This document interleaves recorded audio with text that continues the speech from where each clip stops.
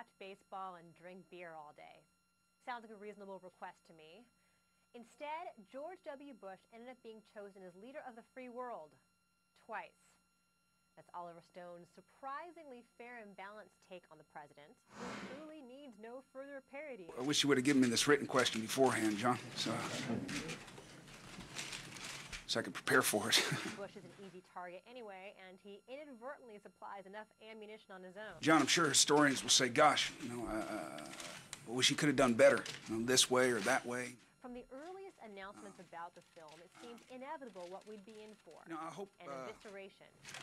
I don't want to sound like I haven't made no mistakes. Yeah, I'm confident I have. Nothing else could be possible from any director in Hollywood, and especially not from Stone, who previously dug up the White House dirt with JFK and Nixon.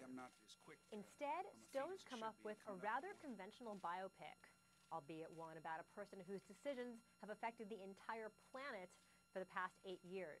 Considering its potential shock value, W hits all the expected notes. It could be Ray or Walk the Line in that regard. Oh! Young W as a drunk fraternity pledge at Yale, and as a swaggering party boy meeting Laura I got it. Oh! his wife and his rock at a backyard barbecue. So what do you do, Laura? Oh, I read, I smoke. Uh-huh. I admire. You admire what? He runs for Congress and loses, and runs for Texas governor and wins. Aunt Richard can badmouth me all she wants. I've created successful small businesses. I run a Major League Baseball team. I'm in touch with real people in Texas. Deep down inside, you know I'm a guy like you. A guy you can trust. Fabulous. Fabulous, Doug.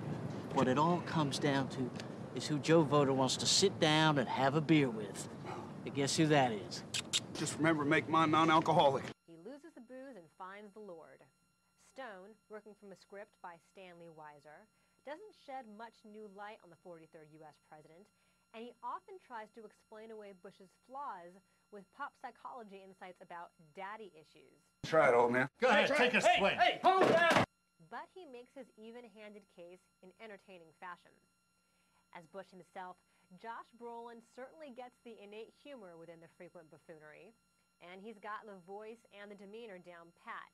You fool me once, shame on you. Now fool me twice, and you can't get fooled again. But he also seems to recognize the tragedy of this figure, a man who was in way over his head for one of the toughest jobs in the world. Richard Dreyfuss is chilling as Dick Cheney, and James Cromwell brings a dignity and a grace to the role of Bush 41. But Tandy Newton is a total caricature as Condoleezza Rice, right down to the gap between her teeth. Brolin is so good, though. He almost makes you feel sorry for George W. Bush. Almost. Till next time, from Los Angeles, I'm Christy Lemire, AP Movie Critic.